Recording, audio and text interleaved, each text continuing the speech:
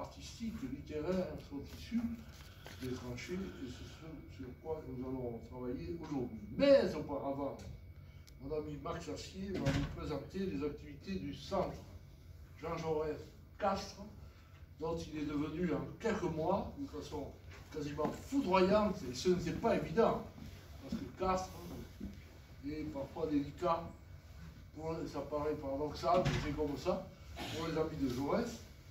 Et Max là, vient de lancer une superbe exposition sur Jaurès intime, mais pas que ça, puisque nous sommes dans l'année du centenaire du Panthéon, pour Jaurès, 1924, et plutôt que de faire dans chaque point Jaurès des célébrations, nous avons pensé qu'il fallait appuyer à fond sur le temps, et je pense que nous serons nombreux à suivre les activités, les colloques, les expositions, tout ce qui va se produire autour de cette panthéonisation à Castres, à Albi, à Bessoulé, partout.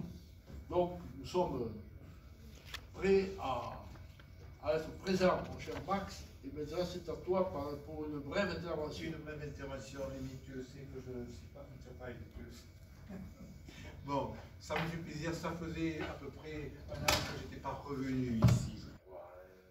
Alors, ici vous avez, ça a commencé à partir du mois de juillet de l'an passé, la mairie de Castres, pas la mairie de Castres, la conservatrice des musées de Castres, Joël Arche, m'a contacté pour devenir le conseiller pour l'année 2024, le conseiller scientifique du Centre national et musée Jean Jaurès de Castres pour les opérations qui seront menées sur Castres durant l'année 2024 dans le cadre de la panthéonisation. Alors, il faut dire que le musée de Castres fonctionne depuis le mois d'octobre 2022 sans directeur. Le directeur du musée de Castres n'a pas été remplacé et donc on m'a demandé de prendre ça en main. Donc vous avez ici la première opération que nous avons menée, que nous sommes en train de mener, l'exposition Jaurès intime. Quand Joël Arche m'a contacté, j'ai dit ça me fait plaisir parce que Rémi Pêche en 2019 m'avait demandé, il m'avait dit un jour qu'il fallait que je travaille sur Jaurès intime. Ah bon? Donc c'est fait. Oui, tu m'en avais dit. Pas. Ah, mais rappelez-vous. Alors donc, ça c'est la première opération que nous avons menée. Il y a eu le vernissage que nous avons fait la semaine dernière. La semaine dernière, c'était vendredi. Alors, il faut appuyer là, oui, pour que certains ne pensent pas. Oui, oui, allez-y, allez-y. Oh. J'ai un petit PowerPoint. Ah non, il faut revenir là. Il ne fonctionne pas comme celui d'office. C'est compliqué. Voilà, voilà, oui, allez-y là. Voilà, c'est... Oui, c'est bon, c'est bon, c'est bon.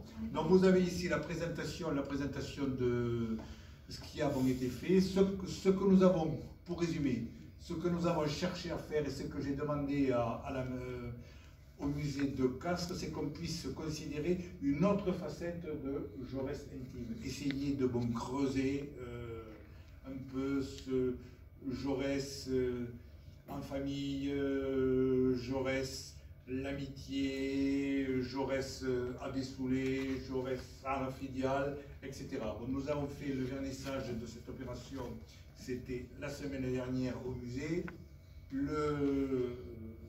Les amis de Jaurès étaient bien représentés. Voilà. Alors, je vais continuer. Allez-y. Voilà, là c'est bon. Alors, cette opération sur Jaurès intime va durer jusqu'au 30 novembre 2024. Parallèlement à ça, j'ai proposé qu'on puisse créer les rencontres Jaurès, que j'espère pouvoir continuer ensuite durant l'année 2025-2026. Donc sur du café, quoi, mais c'est des voilà, le principe c'est des cafés sur le café. Le principe des cafés, donc j'ai pas voulu mettre les cafés Jaurès. Non, ça existe déjà. Donc Des alors, cafés, vous avez ici là une série de je crois qu'il y en a, j'ai dû en mettre 7 rencontres Jaurès qui vont débuter la semaine prochaine avec une première conférence que je donnerai sur Jaurès intime qui va approfondir un peu sur l'exposition. Bien entendu, j'ai fait appel à deux Toulousains incontournables, les deux Rémi, bon, que ça me paraissait logique. Et en plus, un Rémi qui à la fois te présente la particularité d'être également tarné, donc tu vois, Rémi. Donc, vous voyez les titres. Ensuite, j'ai fait appel à Patrick Couche, qui est un historien spécialiste des mines de Boncarmo, spécialiste également de Jaurès, et qui sortira un ouvrage, Jaurès et le temps. Vous avez ensuite les deux Rémi qui interviennent. J'ai fait appel à un jeune que certains connaissent, Hassan Azlafi, qui va présenter une conférence Jaurès philosophe. Moi, ensuite, j'interviendrai sur une conférence à deux voix à quatre mains avec Alain Lévy, historien jaurétien,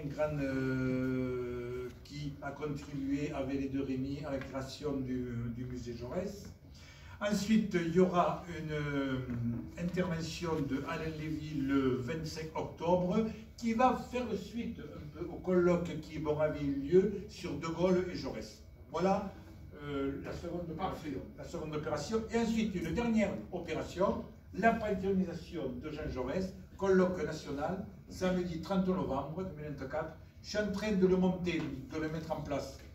Donc vous voyez que le président sera Gilles Candard qui a accepté. Les présidents de séance seront Marion Fontaine et Rémi Pêche. Le modérateur, Jean Le Potier, que j'ai eu hier, qui ne voulait pas, mais j'ai insisté, j'ai dit Rémi Pêche également insiste, donc il m'a dit oui. Moi je modère rien du tout. Non, toi tu es président de séance. Alors, les thèmes, vous avez ici les thèmes abordés, le concept de la panthéonisation, la situation politique en France en 1924, après la victoire du cartel des gauches, les raisons de la panthéonisation, pourquoi, les opposants à la panthéonisation, les étapes de la panthéonisation, où là je montrerai toutes les chronographies du musée Jaurès et sur la panthéonisation, mais en particulier la vidéo de la panthéonisation. Oui, c'est un événement qui a beaucoup marqué le temps. Vous savez que ce sont les mineurs de Carmaux qui ont porté le cercueil de Jaurès après Paris pour le porter au Panthéon. Donc, et chacun, je compare ça au moment des vignerons, il y a 87 Argeliès qui ont accompagné Marcel Albert à Narbonne, et de famille, en fait, de génération en génération, ça se perpétue. Hein. Mon grand-père, mon arrière-grand-père a porté le cercueil de Jaurès. Et ça, c'est finalement très intime. Absolument. Ensuite, on aura une intervention sur les autres manifestations qu'il y a eu, la manifestation du Parti communiste et de l'Action française. Et on aura ensuite une intervention sur les conséquences de la panthéonisation. Alors ensuite, dans les contributeurs, on aura Gilles Candard, bien sûr, Vincent Duclerc, Marion Fontaine, Jacqueline Lalouette, Rémi Pêche, Rémi Casal est intéressant. Et on verra. Et puis ensuite, un Toulousain que Joëlle Larche, la conservatrice, a contacté, David Madec, qui est historien, directeur des musées et monuments de Toulouse, nommé l'an passé, ou en début de l'année 2023, et qui présente la particularité, c'est que ça a été l'ancien administrateur du Panthéon. Voilà, donc il nous expliquera les principes. Bienvenue. Bon, voilà, c'est fait. C'est parfait. Merci Max. Tu es un as. Et comme tu es membre depuis longtemps des Amis de Jaurès, tu nous représentes aussi dans cette affaire. Absolument. Et nous sommes très contents de te soutenir sur le site de toutes les informations. On va fermer là. Reprise. Je fais office également de un technicien également. Donc il faut aller sur votre pied. Bon, maintenant nous allons laisser la parole à Jean-Claude Chevalier. Allez-y maintenant. Oui, je vous cède la place.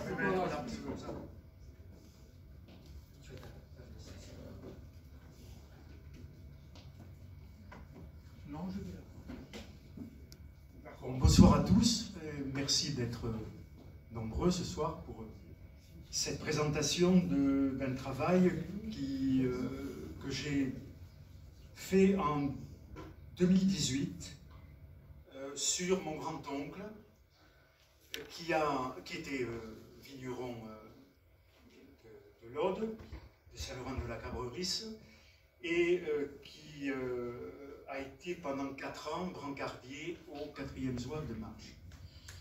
Ce qui fait qu'il a connu théâtres de guerre les plus durs qui puissent de cette guerre terrible. Donc on va, si vous voulez, procéder en deux parties. Voilà. Là. Excusez-nous. Voilà.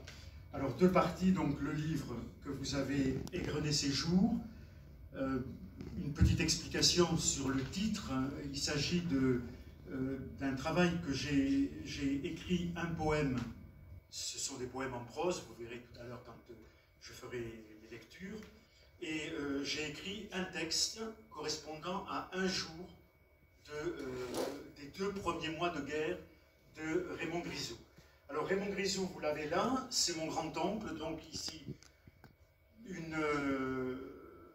œuvre d'un artiste local aussi qui s'appelle François Tricoire, qui était le fils du forgeron et du maréchal Ferrand de Saint-Laurent, et qui date grosso modo des années 30, où Raymond était maire de la commune de Saint-Laurent.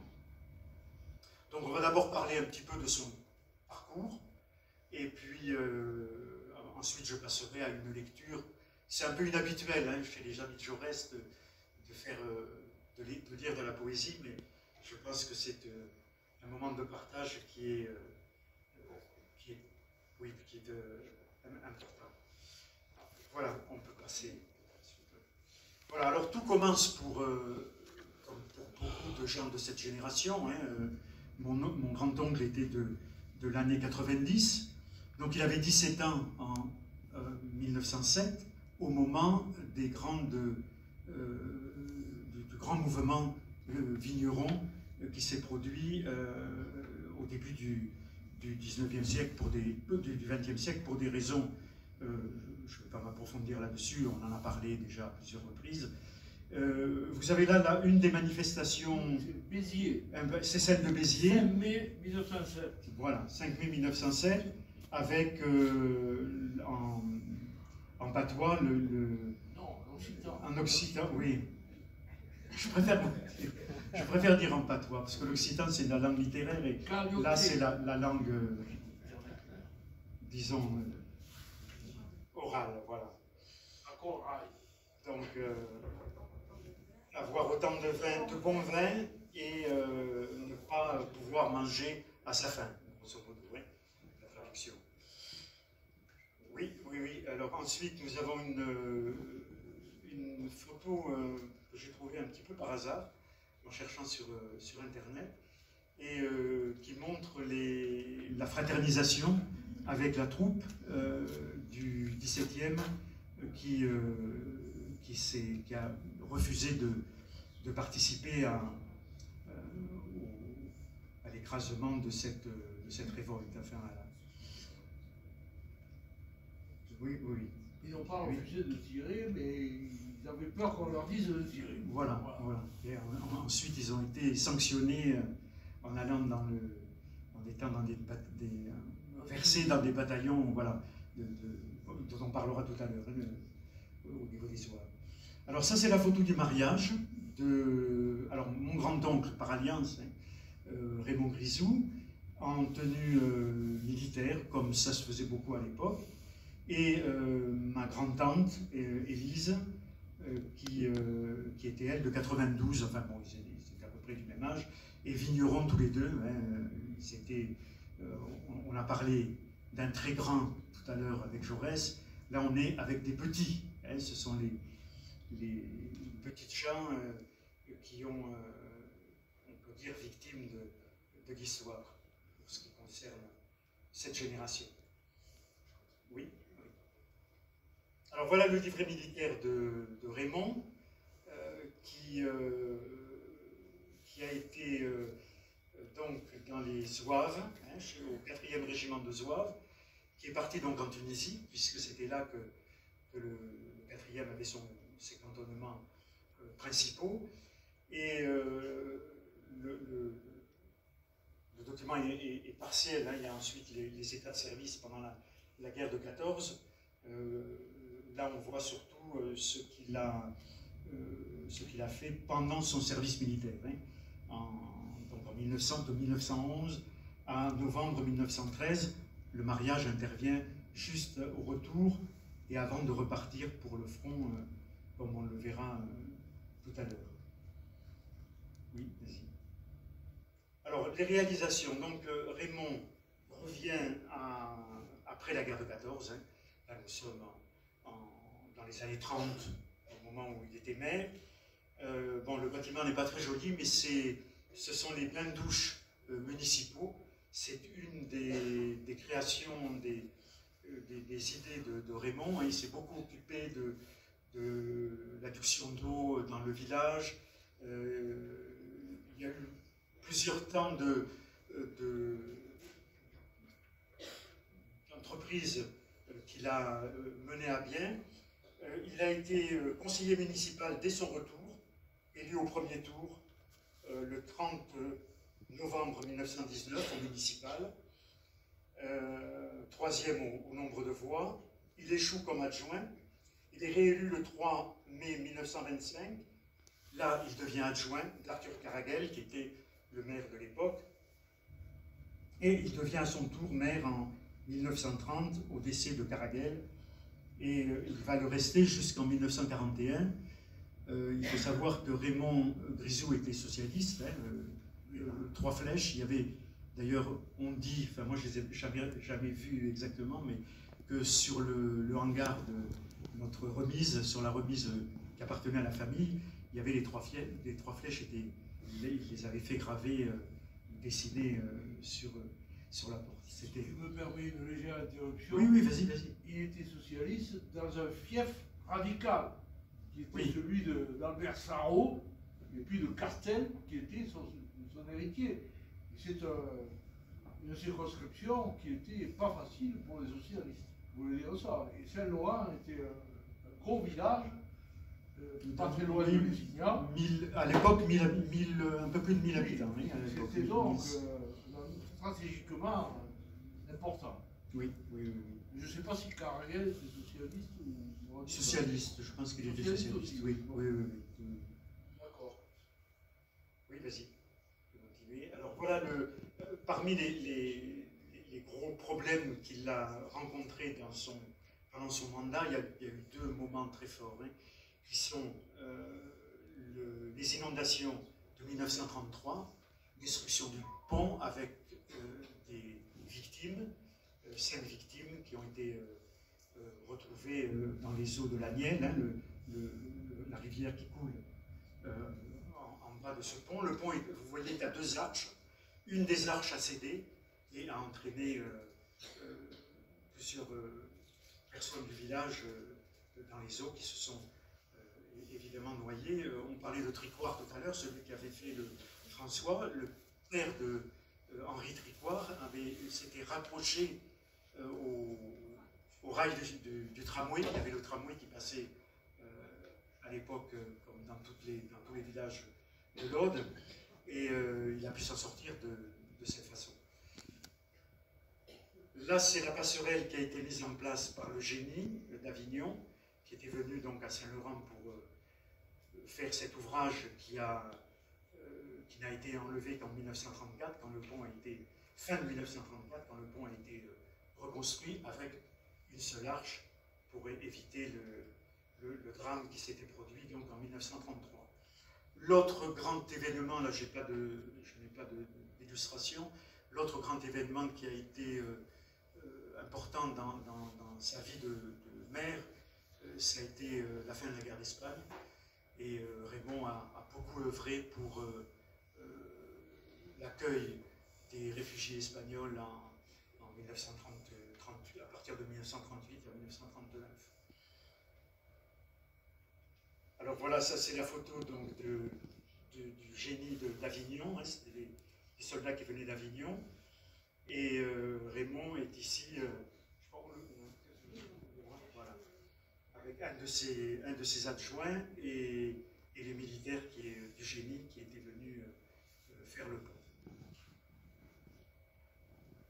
Alors ça, c'est le Raymond que j'ai connu davantage, hein, c'est-à-dire, moi je ne l'ai pas connu évidemment en tant que maire du village, là il est dans sa tenue de tous les jours, avec sa mule qu'il affectionnait et qu'il permettait d'aller dans les vignes. Hein. On voit un petit peu le paysage, même si c'est une photo en noir et blanc. Alors voilà, ça c'est là qu'est enterré Raymond Grisou, dans le cimetière de Saint-Laurent. C'est une tombe très particulière, vous le voyez, puisque bien sûr il n'y a pas de croix. Hein. Notre famille était athée et très anticléricale. Et c'est le bonnet phrygien qui remplace en quelque sorte la croix. Et sont enterrés là mes arrière-grands-parents aussi. Cette tombe date d'ailleurs des arrière-grands-parents. C'est pas Raymond qui l'a faite. Hein. Voilà, donc nous allons passer au second volet. Je vais vous présenter donc mon livre. En vous lisant quelques textes que j'ai choisis. Je vous lis le premier texte. Celui-là, je laisse à l'image parce que vous allez vous rendre compte. C'est daté jour après jour. Ouais, jour après jour, tous les jours de l'été de mars-avril 2018, j'ai écrit une journée de la vie de mon grand-oncle. 31 juillet 1914, au-dessus du cimetière, ou à Lausinel, ou à Koum-Deritul. L'été. On voit un seul nuage qui s'effiloche au couchant, au-dessus du cresse. Il bouge. Du vent, là-haut, le fait bouger. C'est comme un petit drapeau, rouge. Il bouge. Il va s'éteindre. Il regarde mourir, et la voix des lions envahit la nuit qui vient. Tout est calme. Et cependant, cette angoisse, légère, presque incongrue. Rien ici ne te menace. Pourtant l'angoisse est là, semblable, quoique atténuée à celle qui t'assaillait là-bas, l'œil rivé sur ce pan de mur, au fond de la rue qui longeait la caserne, à Sfax ou à Tunis. Le nuage ne bouge plus. Il reste là. Petite braise dans le ciel, encore bien claire au-dessus des collines. Tout au fond, bien plus loin, on croit voir un éclair. Un éclair. La lueur d'un phare. Quelque chose qui te fait signe. Samedi 1er août 1914, Saint-Laurent-de-la-Carroisse. On voudrait éparpiller ces lettres, là, plus noires que des mouches. On voudrait éparpiller ces lettres, mettre en lambeaux ce froissement de feuilles, en étouffer jusqu'à l'envol dans le tournis du vent, en oublier l'éclat blanc empalé sur les aubépines, les ronciers. On voudrait être encore hier, quand on ne savait pas. Son nom se retourne à ton cœur. Son nom est un frisson qui passe et qui persiste, persistera, et qui résiste, résistera. Son nom. Tu l'as crié avec les autres et tu n'étais qu'un enfant. L'écho t'en revient, mais ce n'est plus claouqué, coassant et douloureux. En bas, la rivière de soleil claque pourtant sa lumière, c'est comme un coup de feu. Au-dessus, le clocher s'ébranle et sonne un long tocsin. Dès demain, le départ. Ta feuille de route est prête, là-haut sur la crédence, en face de la cheminée où brûlent les sarments. Alors, vous avez l'explication de ce texte. Voilà. Alors, nous partons maintenant. Il est appelé, donc il a son papier.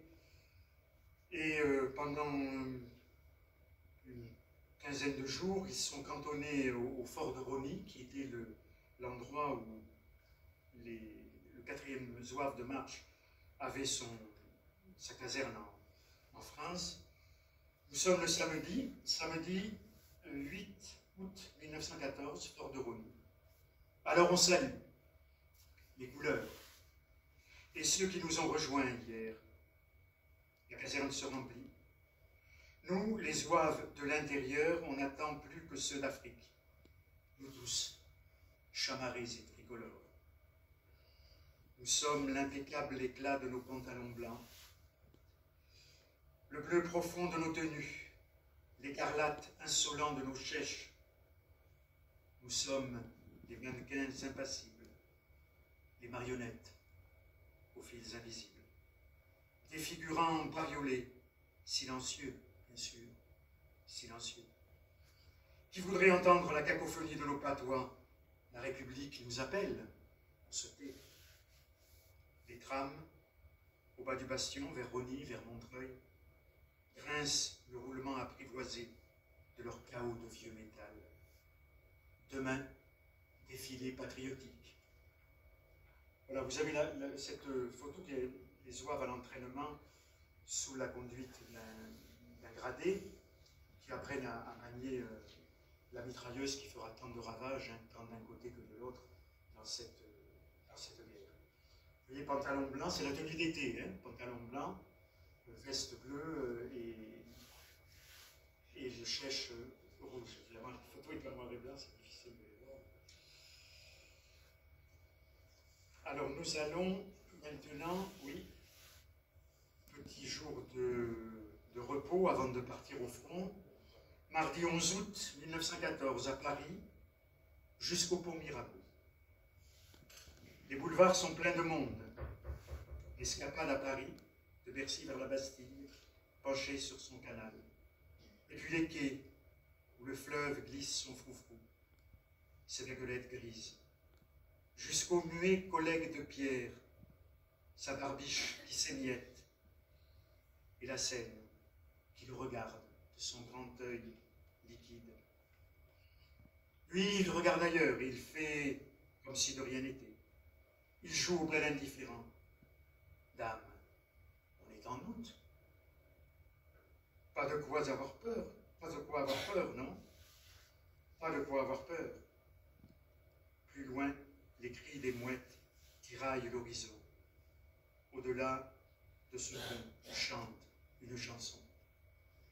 La photo, c'est pas du mois d'août. Alors la photo c'est...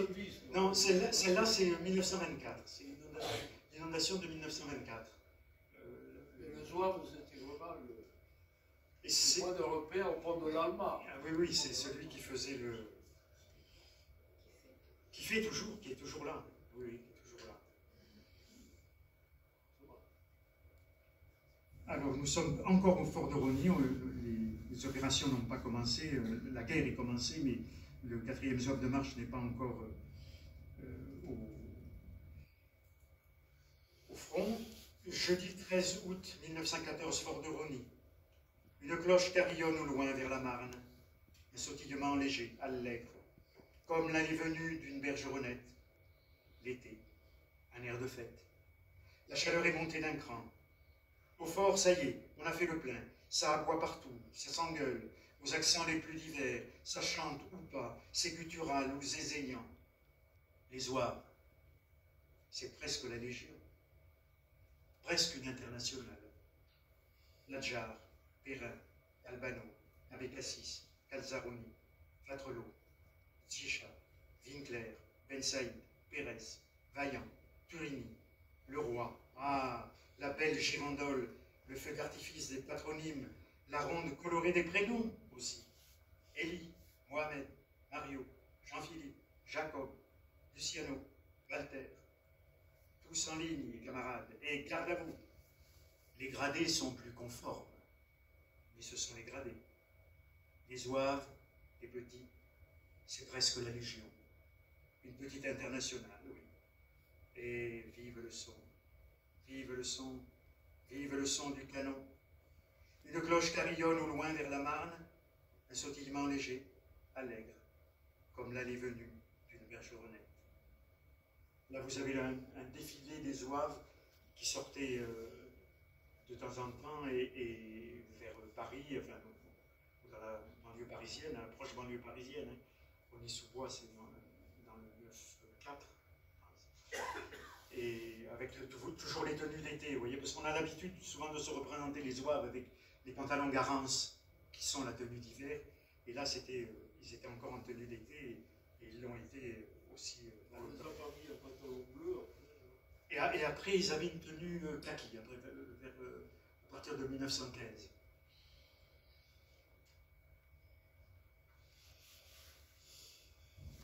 Alors, nous passons.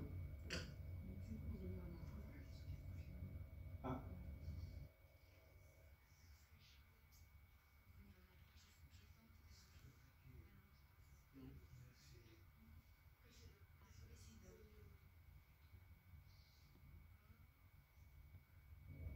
Alors, si vous voulez, le 4e zouave de marche est arrivé sur le front le 22 août et a participé, même si c'est de façon un peu marginale, au désastre de Charleroi. Hein, parce que le premier grand combat de cette guerre de 14, gagné par les troupes allemandes, c'est la bataille de Charleroi en Belgique. Hein. Et là, vous avez une représentation de cette bataille avec les choix héroïques qui sont ceux de l'iconographie de l'époque, avec les troupes coloniales. Hein, vous avez les tirailleurs d'un côté, les zouaves de l'autre, hein, on le voit avec le pantalon blanc. Bien entendu, aucun Français n'est touché. Par contre, les Allemands, il y en a un qui est par terre déjà, et le gradé qui est de la famille impériale, si je ne m'abuse, hein, qui est touché. Bon, ça montre l'iconographie de propagande qui était celle de Bourrage de crâne. Et qui a été le bourrage de crâne pendant 4 ans de guerre. Le lendemain de ce désastre de Charleroi, lundi 24 août 1914, en retraite vers Sonzé ou après, abattu les Walcourt.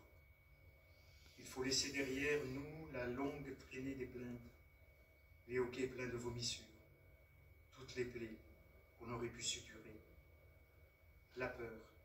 Il faut laisser la peur courir, dévaler la pente vers la rivière. Le grand Dadé, le fils de Belleville, le Titi de la rue des Pyrénées, le parigot a disparu. Le médecin-major a modifié les pères. Te voilà attelé au petit Nadjar. Tu vois son dos tressauté. Parfois il se retourne, te regarde. Son œil résigné est noir, comme la cendre d'un feu de pile et de sarment. Nous sommes toujours à la retraite. C'est la retraite, hein. Contournement de Laon, mardi 1er septembre 1914, autour de Laon. Tu te souviens de l'autre jour, hier, avant-hier, qu'importe. On passait tout près d'une ville. Par-dessus les ridelles, tu la regardais défiler, esquisser sa silhouette fragile, comme griffonnée. Lent, c'était lent, un gradé l'annonça, glissait lentement sur l'horizon plombé. Ses tours, ou ses clochers, se tendaient vers le ciel. Un lourd tocsin venait mourir vers nous en dégradé de notes. Lent et loin, derrière nous maintenant, par-delà la rivière. Elle brûlera demain. Nos ambulances balaient la route les premières, au pas des bêtes tristes, et pleines de pitié, et l'œil patient et bon. Tu as retrouvé un gars de la Camargue, de ce midi gaillard, là, à même le lait d'un canal, aux eaux brunes, où tu te dépayses. Alors on parle de vendange et du jus de la vigne, lui, vin des sables, où la lumière passe, toi, Carignan, Cinsault, vin qui tache les blouses.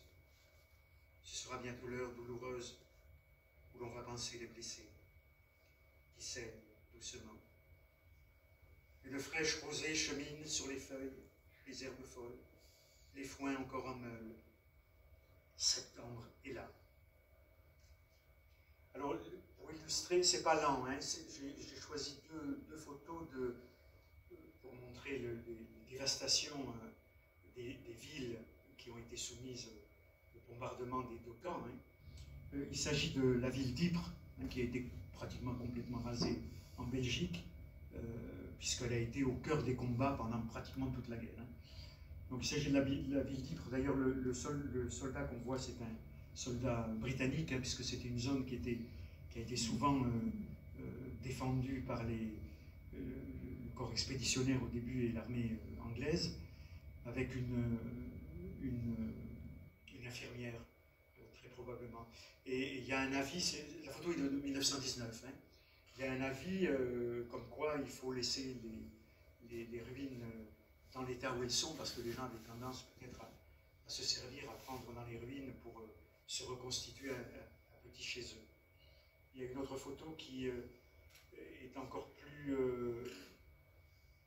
dure à accepter en quelque sorte, hein, bon. Puisque bon, on voit aussi des ouvriers qui travaillent au déblaiement des gravats, et ce tas que vous voyez là, ce sont des croix, hein, puisqu'on déterrait évidemment les cadavres au fur et à mesure, et on allait les enterrer dans des cimetières qui étaient ou provisoires ou qui ont été ensuite, qui sont devenus des sanctuaires qu'on a aujourd'hui. Tout ce tas de bois, là on ne distingue pas très bien. Ce sont les croix qui vont être sur les tombes des soldats.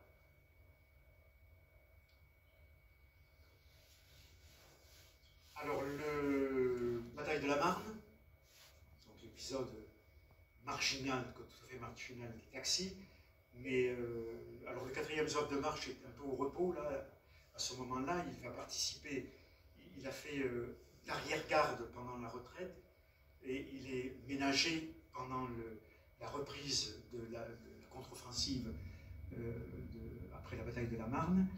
Et oui, tu peux passer à la photo suivante. Nous sommes à Château-Thierry, donc on réavance vers le chemin des Dames. Mercredi 9 septembre 1914, Château-Thierry. La ville est un balcon sans joie, sans fleurs, sans des petites filles en robe de couleur qui se penchent sur la rue et envoient des baisers. La ville est un balcon suspendu sur l'abîme, tout près d'écroulements que l'on entend encore. Qui pourrait bien marcher dans ces rues vers la Marne qui grésille de pluie? Vous deux, les brancardiers. Il n'y a que vous pour courir sous l'averse. On vous a dit, dans le vieux couvent, rue de la Madeleine, on vous attend, il y a des blessés. On les a laissés là. 2, 3 bifins teutons. On les a laissés là, plus gris, plus sales que leur harde de guerre. De pauvres garçons blêmes, leurs yeux grands de souffrir, et la peur dans leur ventre de vous voir là, penchés sur leur corps délabré, presque sans vie, sans défense. Avec le réconfort d'un crucifix de bois qui pend de la soupente, tu penses, ils sont comme les nôtres, la guerre les a mangés. Ils sont comme les nôtres, ils ont tout oublié, sauf le mal qui les ronge, cette douleur sans fin qu'ils tentent de verser. Dans le grand réfectoire, sous le Christ ligneux qu'ils doivent bien prier, ils regardent vos mains, rougis de leurs blessures. Ils regardent vos mains. Leur peur a disparu. C'est un poste de secours, je pris comme illustration de ce texte. Vous voyez à quel point, je ne sais pas si on le voit suffisamment, ces hommes sont harassés et pas de sourire posé sur cette photo. Oui, on peut passer à la suivante. Alors là, nous sommes au chemin des Dames. Hein. C'est là que les Allemands ont constitué leur ligne de défense principale et ils vont arrêter les armées britanniques et françaises. On est là, alors c'est ce qu'on appelle une creute, hein, c'est-à-dire ces villages qui sont construits à moitié troglodytes, si vous voulez, ou presque entièrement troglodytes pour le cas. Et c'est là que les postes de secours étaient évidemment installés, puisqu'ils étaient plus à l'abri des obus de l'adversaire. Lundi 14 septembre 1914, ferme de Pessy. L'envolée éclair d'un pigeon te surprend, elle recompose un instant l'horizon qui s'enfume. L'oiseau est haut monté, échappant aux éclats et s'en va maintenant, volant vers la vallée. Quelle heure est-il? Tu portes sur ton dos un fardeau de souffrance. Tu pars. Il ne faut pas qu'il s'endorme, l'enfant, car c'est presque un enfant, il pèse à peine. Quelle heure est-il? Quelques obus nous dépassent en hurlant leur colère, quelques obus qui s'en vont éclater, là-bas, sur nos arrières. Nadjar, le compagnon, est resté vers la Creute. Quelle heure est-il? Tu ne le sais pas encore. Tu ne le sais pas encore. Le pigeon échappé d'un coup d'aile élégant a glissé en silence vers un dernier refuge. Toi et ton protégé, vous arrivez au poste. Il faudra le laisser, l'enfant qui se chantonne une vieille rengaine. C'est son gémissement. Et toi, repartir vers le mur des fumées.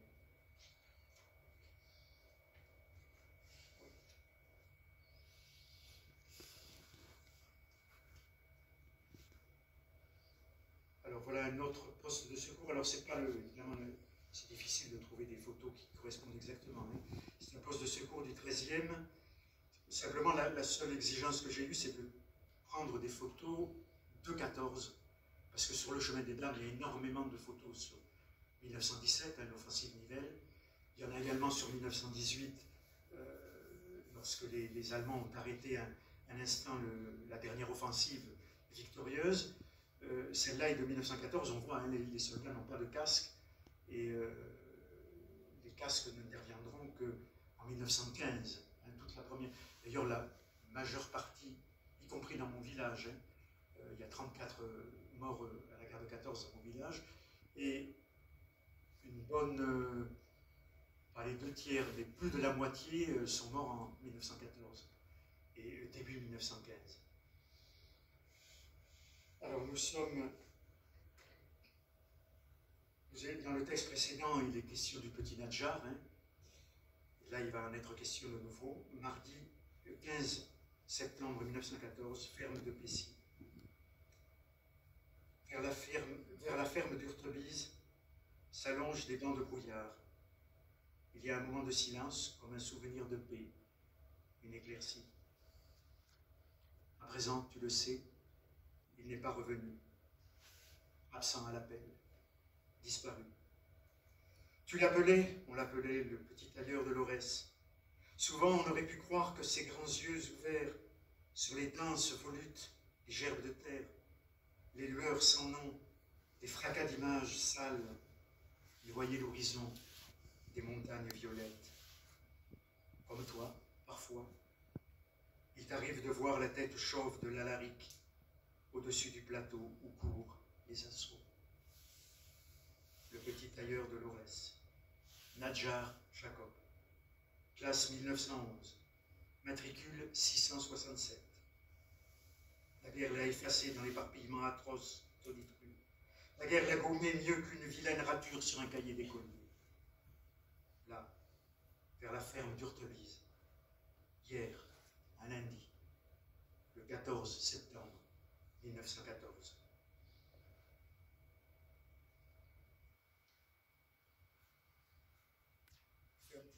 Ferme de Pessy, 20 septembre 1914, ferme de Pessy, dimanche. Le tirailleur blessé a laissé son perlot, tu fumes, devant l'entrée du poste de secours, et ça fait un petit nuage bleuté qui étire sa belle mine et t'entoure comme un halo. À travers cette fumée pâle et le brouillard cendré qui traîne, voilà que tu vois arriver un autre petit tirailleur, en lent zigzag, comme étudié. Il vient à toi qui te prélasse. Des éclats ont dû le scalper et son visage ensanglanté t'appelle en une langue étrange.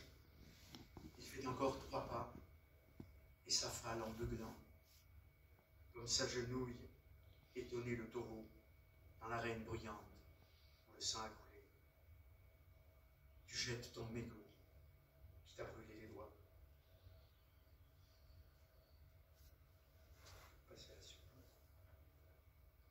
lundi 21 septembre 1914, ferme de Pessy. Le petit Mignucci aussi a trébuché, tombé sur le plateau à 2 pas de la Creuse.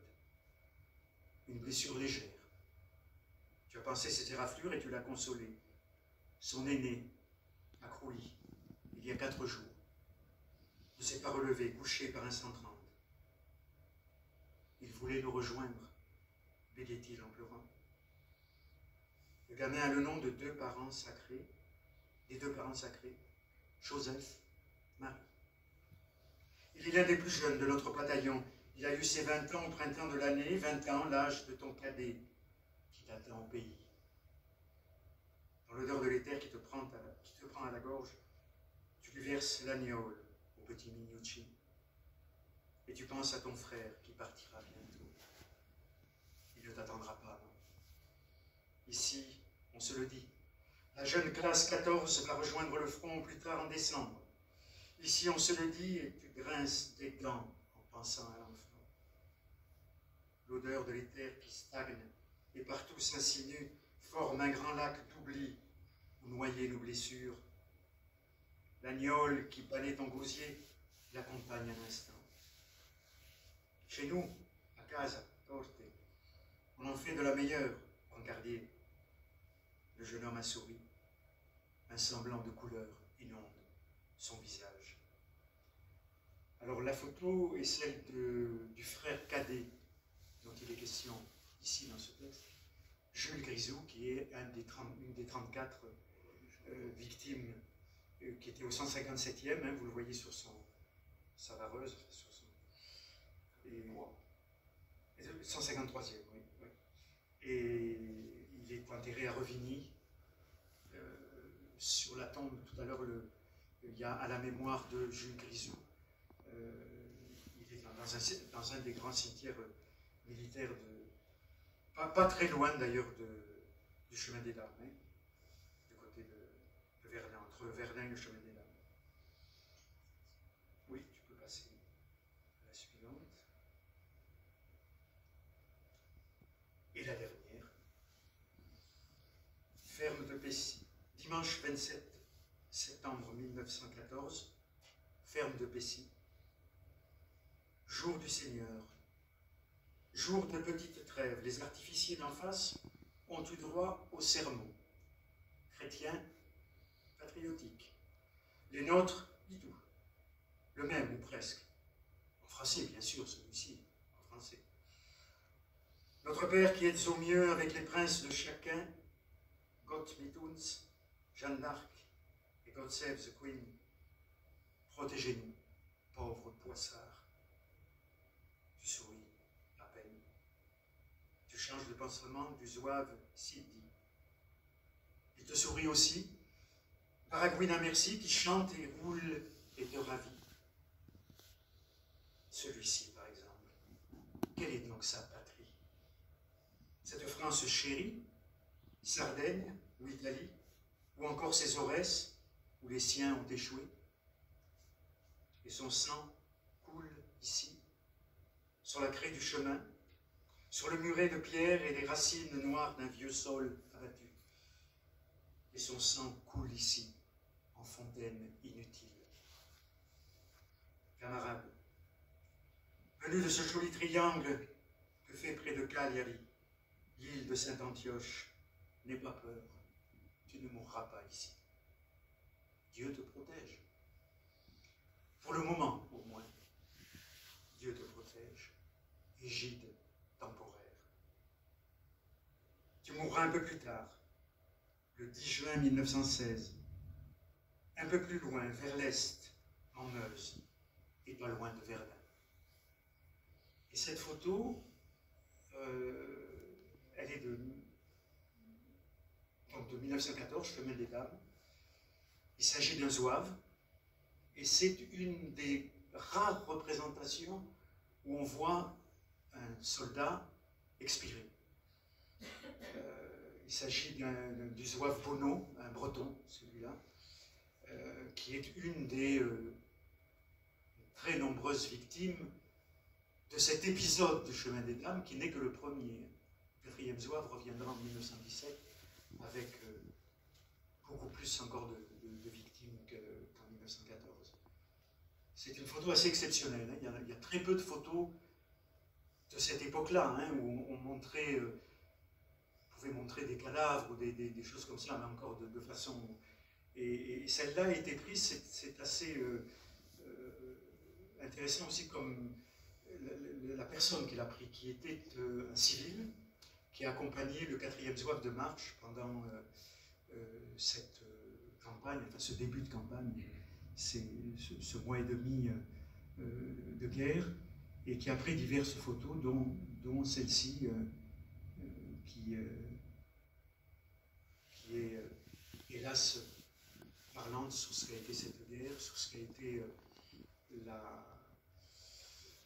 les 4 ans de vie de mon grand-oncle. Il en parlait très peu, presque pas, comme beaucoup de combattants, quelles que soient les guerres. C'est très souvent le cas, ceux qui ont participé de très près. Il a 2 citations. Et je pense que les textes que je vous ai proposés sont évidemment des textes, c'est moi qui les ai écrits. Hein. Je les ai écrits sans référence, si ce n'est le chemin le JMO, le journal de marche et d'opération du 4e zouave de marche, que j'ai suivi scrupuleusement, hein, jour après jour.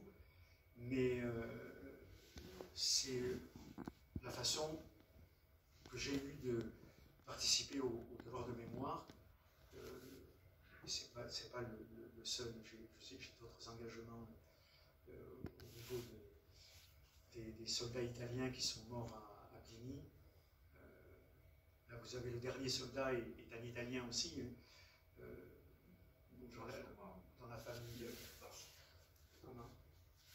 On a consacré une place à Nogent-sur-Marne parce qu'il est mort à 110 ans. Je ne me rappelle pas le nom. Ah oui, Ponticelli. Ponticelli. Il a une histoire extraordinaire. Parce que ah oui, Ponticelli. On a obligé, quand l'Italie est allée à Claire, hier, on l'a obligé à. Je pense qu'il a été menotté. À l'Italie se faire pilonner par les Autrichiens. Il a été menotté. Par contre, il faisait partie des Garibaldiens. Voilà, il est revenu. Des premiers, tout jeunes, hein, il avait 16 ou 17 ans. Comme l'écrivain sur lequel j'ai écrit ma thèse. C'est pour ça que je suis toujours en quête de... Et ça a été le dernier poilu... il a été honoré dans sa ville, voilà. Sur Marne, j'ai vu là. Alors qu'il a combattu pour la France que pendant un mois, grosso modo un mois. Voilà, oui. Bon. Ça plombe un petit peu, hein, parce que c'est pas tel...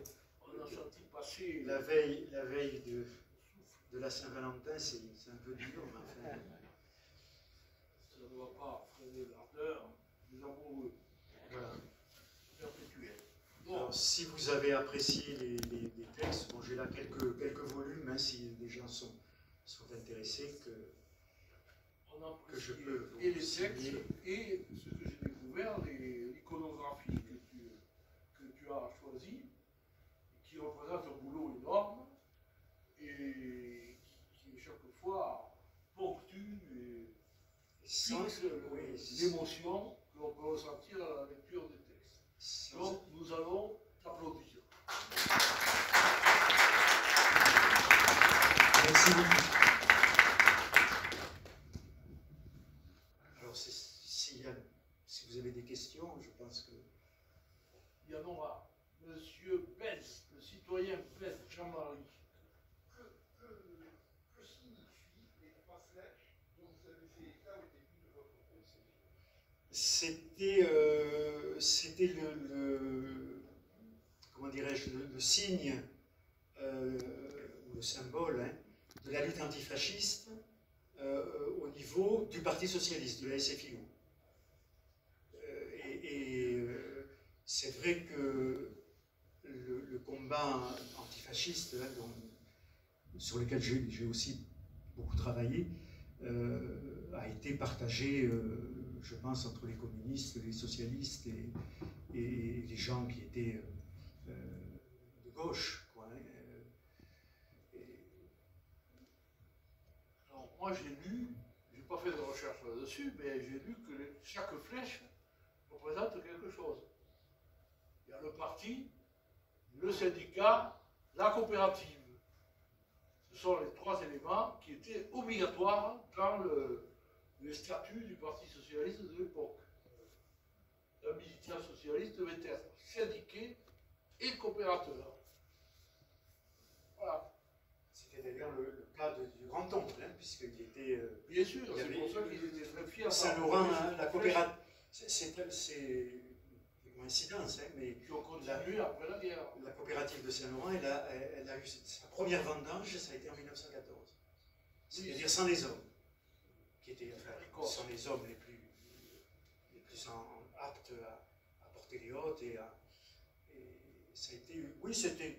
La première de l'ordre, c'est les ignables, c'est les radicaux. Ils ont commencé à faire des groupés. Dans les hauts, c'est les socialistes, en 1901, et dans l'ordre, ce sont les radicaux. Oui, je pense à Saint-Laurent aussi. C'est comme ça. Oui, oui, au niveau Il faut le reconnaître. Et donc après, il y a eu un essaimage dans les Corbières. Et Saint-Laurent, je n'ai pas d'autres coupés en tête, mais enfin, il y en a plusieurs. Saint-Laurent, c'est la première vendange en 1914. Pasiol, Duchamp, tout ça. Et le 4, 1919 ou 1920. Ils ont fêté, il n'y a pas très longtemps, en 2020, le centenaire. Et auparavant, avait été créée et construite la première coopérative, c'était au niveau de la distillerie. Il y a eu une distillerie coopérative en 1900, je pense que la construction c'est 1911 et l'ouverture officielle c'est 1913. À Saint-Laurent, hein, il fallait des distilleries pour distiller les excédents. Voilà. Et que les faisaient leur alcool, enfin, chaque coopérateur avait droit à son alcool, quoi. Madame. Je me permets juste une petite. Attends, il faudrait peut-être, si quelqu'un se dévouait, moi je suis affligé d'un babot à ce moment, excusez-moi.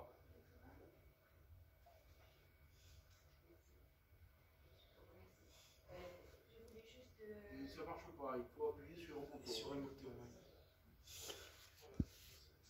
Je voulais juste vous dire que dans cette horreur de la guerre, vous avez une écriture très fluide et très, très poétique. Et ça allège un petit peu toutes les horreurs que ces soldats, ces pauvres soldats ont. Et bon, on n'a pas réussi à allumer le micro. Si, il était allumé, mais c'est moi qui n'ai pas l'habitude. Donc voilà, je voulais vous féliciter pour avoir écrit avec tant de poésie, de délicatesse, ce récit dans l'horreur d'une guerre qui a marqué à jamais les esprits, mais qui n'est pas, qui est loin de là, enfin qui n'est plus capable de faire que on est toujours en guerre, enfin, certains peuples sont toujours en guerre, et malheureusement, nous sommes entourés de dictateurs qui engendrent ce genre de domination stupide. Et il faut se battre voilà, pour la paix, il faut se rallier à Jaurès pour Jaurès, oui, qui était notre apôtre de la paix. Et c'est vrai que bon, on ne peut imaginer toute l'horreur et toute qu'ont vécu tous ces soldats dans ces tranchées qui sont putrécides, qui sont le reflet de la bêtise humaine et de la domination stupide. Oui, enfin, le texte, vous l'avez ressenti sans doute, ou entendu, est quand même très engagé, hein, c'est-à-dire il y a une prise de recul par rapport à comment la guerre est, avec l'héroïsme, enfin tout le Bataclan qu'on nous présente chaque fois. Hein. Quand on parle de guerre, bon, c'est toujours des héros. C'est de fait des héros, mais ce sont surtout des victimes. Et c'est cela que j'ai voulu montrer dans dans les textes. Quoi. bien restitué. Et je pense que c'était ressenti. Enfin, je peux parler de cette guerre avec mon oncle, je l'ai connu puisqu'il est mort en 68, mais je l'ai connu, je l'ai fréquenté, je lui ai parlé. Peu de la guerre, hein, peu de la guerre.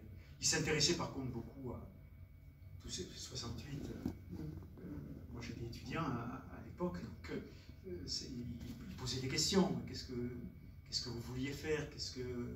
Et puis toujours avec cette idée de lutter contre les forces d'argent et les forces de Domination. la réaction. Quoi. Oui, oui.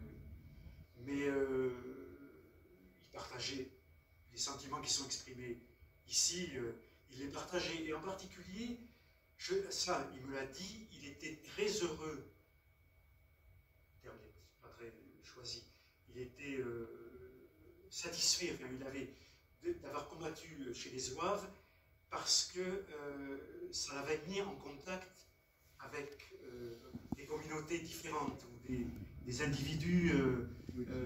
Là, le petit Nadjar, qui était un juif des Aurès, hein, séfarade, et d'ailleurs il y a un moment, il y a un Kaddish aussi, je vous ai pas lu ce texte, qui est fait par un autre coreligionnaire, et puis il y a ce petit Italien, Sidi, qui va mourir à Verdun, hein, voilà. Donc, et ça, il en était très, très heureux, et je sais que l'a mise en pratique, parce que bon, les Espagnols en 1939 n'ont pas toujours été partout très bien reçus, ils étaient souvent mis dans les camps, mais lui il a tout fait pour aider à leur intégration et leur agir pour qu'ils aient la nationalité, quand il l'a demandé, la nationalité française. C'était un homme engagé, un vrai socialiste, je pense, hein, un vrai socialiste. Et vous avez parlé d'enfants de 16 ans. On se demande comment on peut jeter des enfants dans une guerre.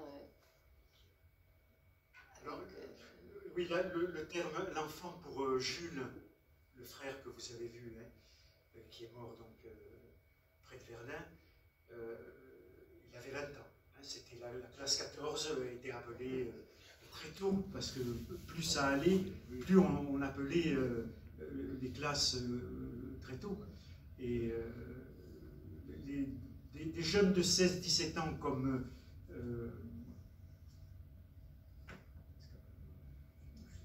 mais non, le dernier des poilus, Ponticelli. Ponticelli, il était engagé volontaire, hein, chez les Garibaldiens.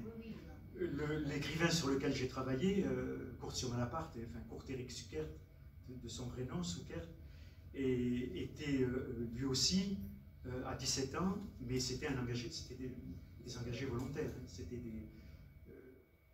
par idéal.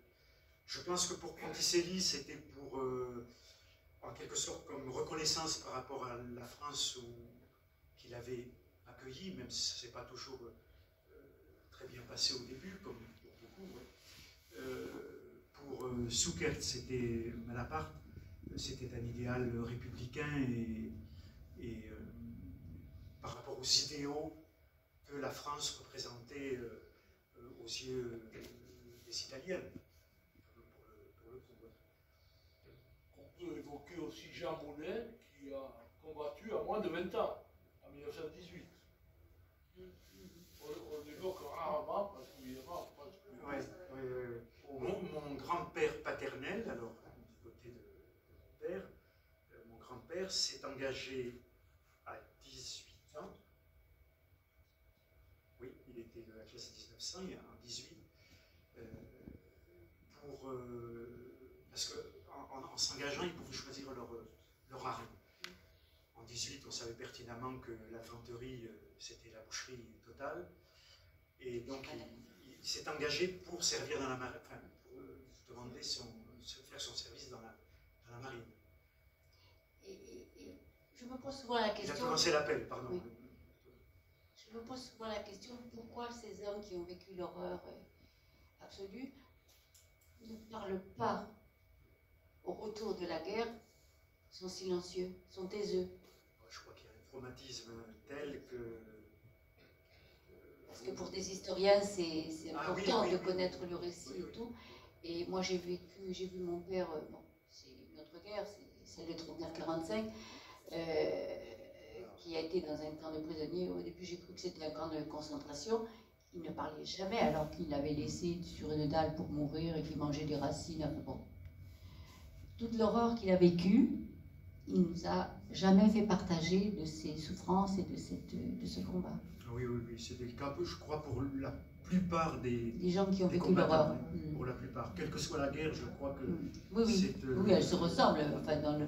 Il y a le thème de la der des der. La dernière des der. Ça aussi, c'était un des idéaux de certains, peut-être pas tous les soldats, mais de certains soldats, c'était se sacrifier pour que nos enfants n'aient pas à connaître le même sort quoi, que nous avons connu. Ça, c'est une...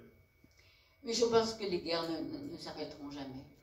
Moi, je suis pessimiste dans ce domaine et je me dis qu'il y aura toujours un imbécile qui déclenchera des guerres, quoi. Il y a des forces profondes. Il y en a géopolitiques. Une petite remarque. Il y en a quand même. Silence et attends qu'on te porte le micro. Oui. Marc, tu as. Oui, il y en a quand même qui ont écrit lors de la grande collecte qui a été faite en 2018 dans le temps par les archives départementales. Oui, moi je cite parce que j'ai participé, j'ai un peu été associé à ça, et on a pu retrouver des écrits qui provenaient qui avaient été envoyés par les hommes à leurs épouses, à leurs familles, qui racontaient l'horreur, mais ils ne voulaient pas que ce soit dit. Il y avait un petit côté sentimental qui voulait que ça ne soit pas publié. Et finalement, moi, je ne sais pas comment c'est ici sur Toulouse, mais nous sur Albi, on a pu, aux archives départementales, en rapatrier quelques-uns et qui sont assez édifiables. Mais finalement, c'était des écrits qui avaient été faits sur le moment, le soir, donc quand ils revenaient de l'assaut. Mais justement, beaucoup moins d'écrits au lendemain de la guerre. Oui, où certains ont récapitulé après la guerre. Rémi Cazin, on l'a parlé abondamment. Il en a parlé et il en reparlera. Bon. Ça va, on arrête, j'ai quelques annonces à faire. Bon, vous pouvez bien entendu acquérir le texte, le recueil de Jean-Claude. Il est à votre disposition pour les dédicaces. Je vous annonce les prochaines séances. Le 12 mars, c'est Camille Grousselat, qui est déjà venu ici, et qui va faire l'exposé sur Jaurès, un humanisme pour le XXIe siècle. Donc c'est une séance Jaurès. C'est Jaurès, je dirais. Ensuite, le 26 mars, on aura Patrick Clastre, qui est un des historiens les plus en vue, des historiens du sport. Il a publié récemment un article sur les Jeux Olympiques, assez critique d'ailleurs, intéressant. Et il est professeur à l'université de Lausanne en Suisse. Et donc, c'est Patrick Clastre, mais là, attention, ça ne va pas avoir lieu ici. Ça aura lieu au 56 rue du Thor, à l'Université du Temps Libre de l'Université Jean Jaurès. On s'est souvent délocalisé à la Bourse du Travail, et là, c'est une nouvelle délocalisation qui, j'espère, vous donnera satisfaction. Vous ne donnera rien. Rue du Thor, 56. Et on vous le rappellera ça en temps voulu. Ensuite, le 9 avril, mais ça c'est complètement vissé, ça peut-être ça aura lieu ici. Gilles Candard viendra présenter le dernier tome, il y en a 17, des œuvres complètes de Jaurès. Peut-être en collaboration avec la CGT, mais ça c'est pas encore arrêté complètement. On essaie de monter quelque chose ensemble. Et le titre de ce bouquin, c'est Guerre à la guerre. Donc, ceux qui l'ont déjà peuvent voir que c'est tout à fait dans le style. Et ensuite, au mois de mai, on essaie de mettre sur pied quelque chose sur les droits des femmes.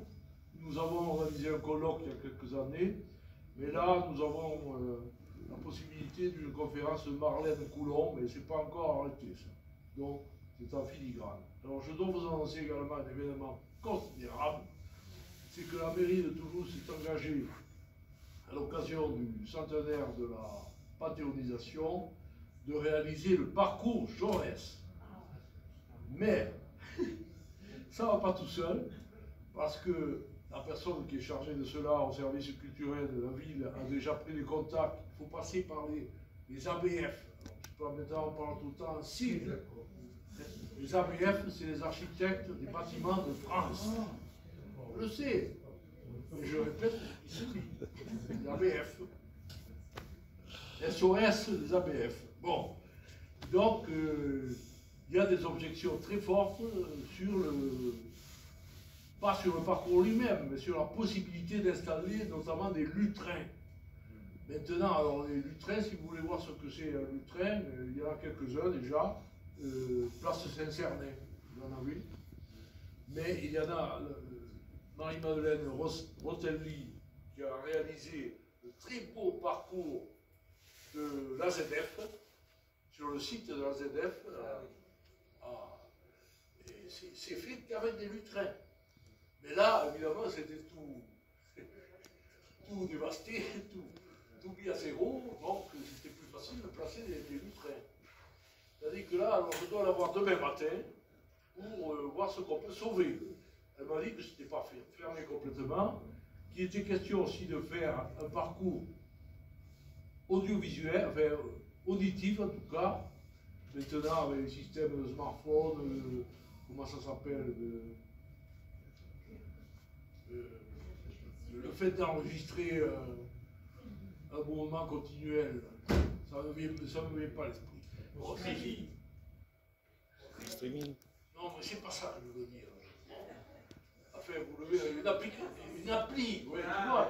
Tu utilises, pourquoi tu ne dis pas une application? Bon, moi je dis une application. Bon, alors il y aura une application Parcours Jaurès, et on pourra écouter au fur et à mesure, bon, ça c'est un minimum. Et il y aura aussi une carte qui sera éditée par l'Office de tourisme de la métropole, de la ville de Toulouse. Donc, écoutez, on ne va pas pleurer avant d'être battu, et je vais me bagarrer pour que ce parcours sur lequel j'ai beaucoup travaillé déjà il y a plus d'un an, que ça mijotait. Mais ça s'est déclenché, et certainement que la séance précédente où l'adjoint Francis Grasse nous a honoré de sa présence n'a pas été pour rien dans ce résultat. Voilà. Bien. Alors, si je l'avais préparé, je vous chanterai la chanson de Craonne, mais j'ai peur d'en oublier la moitié. Alors, je ne sais pas si je me lance. Je le tente. Seulement, il faut faire marcher l'appareil. Alors, vous savez, Craonne, il ne faut pas dire Craonne. Rémi nous l'a révélé, il faut dire crâne. Mais dans la population, c'est la chanson de Craonne. Et je suis capable d'avoir oublié le parti. Ça marche. Quand au bout de 8 jours, le repos terminé, on va rejoindre les tranchées. Notre place est si utile que sans nous, on prend la pile. Mais c'est bien fini, on en a assez, personne ne veut plus marcher. Et c'est le cœur gros que dans un sanglot, on dit adieu au civelot. Même sans tambour, même sans trompette, on s'en va là-haut en baissant la tête. Adieu la vie, adieu l'amour, adieu toutes les femmes. C'est bien fini, c'est pour toujours de cette guerre infâme. plateau qu'il faut laisser sa peau, car nous sommes tous condamnés, nous sommes les sacrifiés.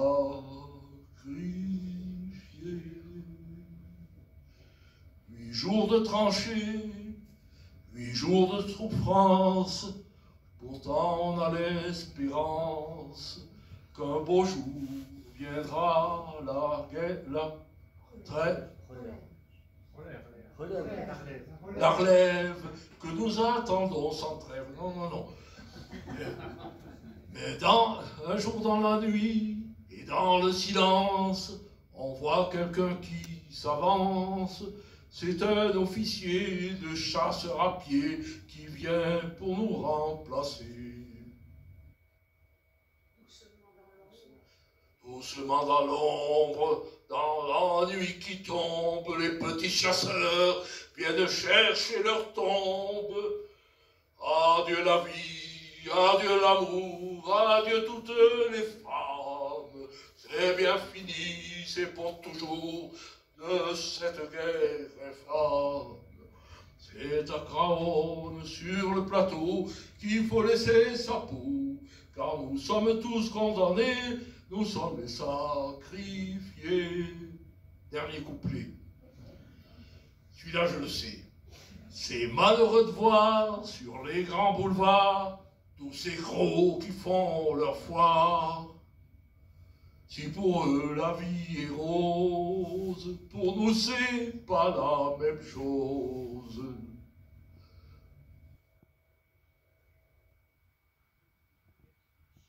C'est pas la même chose. Au lieu de se cacher tous ces embusqués. Au lieu de se cacher tous ces embusqués, ferait mieux de monter aux tranchées pour défendre leurs biens, car nous n'avons rien, nous autres pauvres purotins.